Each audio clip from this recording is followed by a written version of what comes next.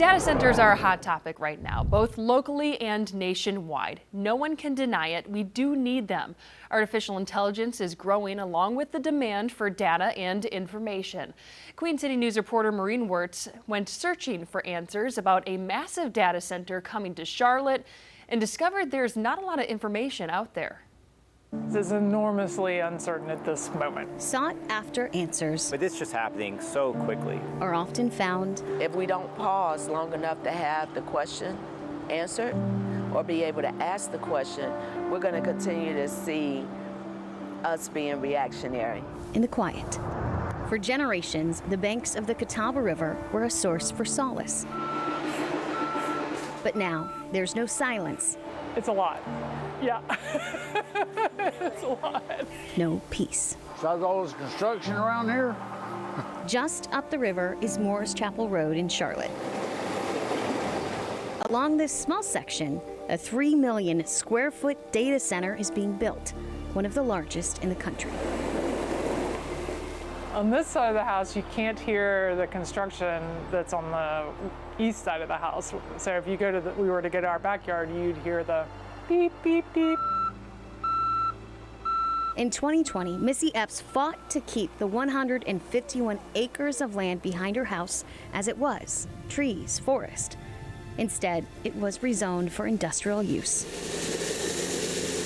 The footprint of her new neighbor is more than twice the size of Bank of America Stadium. It still makes me cry if I think about it, which is funny. It just deserves better, you know? Is it gonna make my property value here go down, or is it gonna make it go up? I don't know.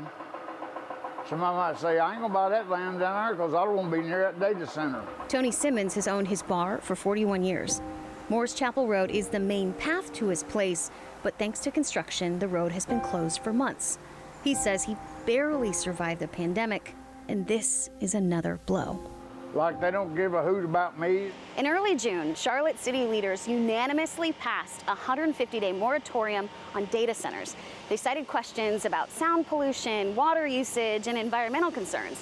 But we found that those questions could have been answered years ago, before construction even began.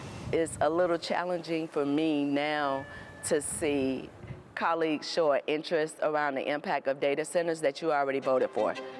In April 2025, we will move on to agenda item number 20, petition number 2024-144. City Councilor Luana Mayfield questioned the expansion of the data center off of Moore's Chapel Road. It is concerning that this will be presented to us without staff providing additional information of the potential impacts. When asked about those issues, happy to kind of follow up. I think you're hitting the right questions. Developers suggested it's probably more than we want to do at a hearing, but we're happy to set up meetings with you and share that information. They answer their questions after the hearing. And so we can certainly share that information.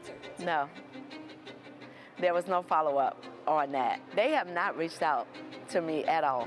Another data center had her asking the same questions in August 2023. We could have stopped it in 2023. We could have paused it and or stopped it in 2025. We had the ability. Both times, city councilors said their concerns were addressed. So I did want to get on record stating that we did have some concerns about the environmental impact and that he did address those concerns. And voted to move the projects forward. All in favor? In 2025, they were all for data centers, but this month, against them. Any opposed? What changed their minds? Mayfield is opposed. To vote yes for something, and then because now there's a spotlight shined on an issue for you to now have concern. When we asked, only 2 replied. City Councilor Ed Driggs wrote, "It wasn't as clear to everyone then as it is now that our policies did not adequately address issues created by the surge in demand for data centers." And Councilor Victoria Watlington told us, "I have come to better understand the impacts of data centers as a professional engineer." Not surprisingly, the industry is moving much faster than regulations. Brandon Jones is the Catawba River Keeper.